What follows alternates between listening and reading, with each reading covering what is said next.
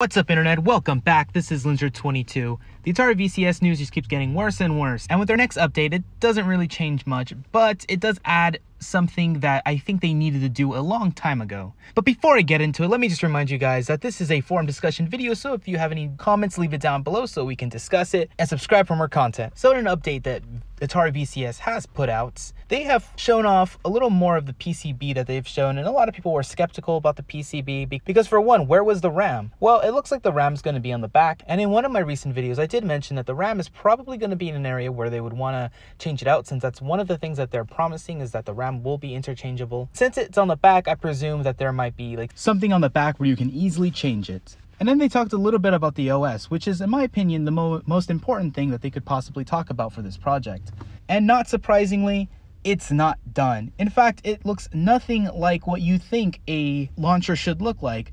The Atari OS is nothing more than just a Linux skin. It just looks like what it would look like as a PC. And not only that, but there's going to be no built-in store, so you would have no location to buy official games. So how do they plan on making money on this? And what they promise is that this little Atari OS, which is clearly not finished, is going to be ready for the early backers.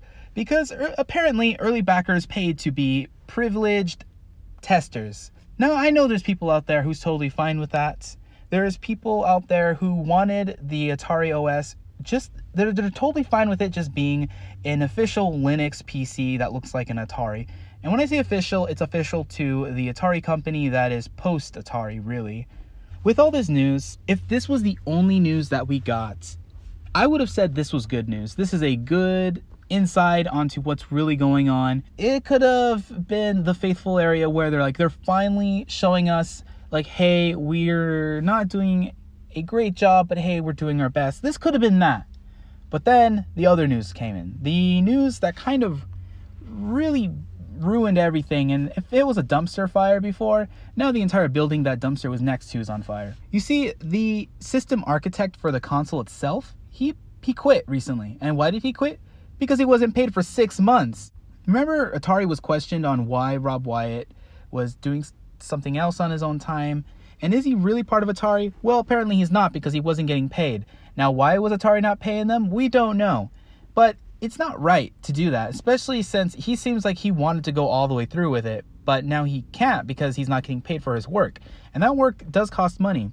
In fact, he was getting ready to go through the debugging process, but if you're not getting paid, then what's the point? And apparently, through the same article, it looks like Atari is really just going through money issues right now. So maybe that's why, but it's not just that they don't have money to spend. Maybe it is, but they also are being very conservative on the project. It goes into stating how when they're trying to design the OS, they kind of gave it a budget ceiling, which I'm not surprised by, but apparently the team wants to have specific features in it, and every time they start developing it, they realize, oh no, this goes way above budget, so they have to stop.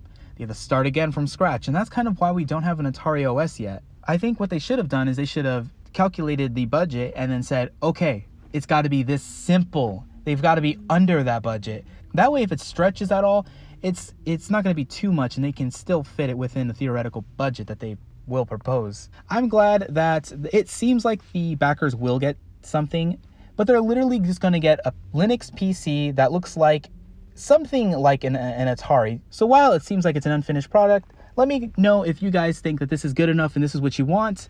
If you back this project and you're annoyed that it is the way it is, let me know that too. And of course, if you have any comments, leave it down below. And if you like content like this, subscribe for more content, and I'll be back with more.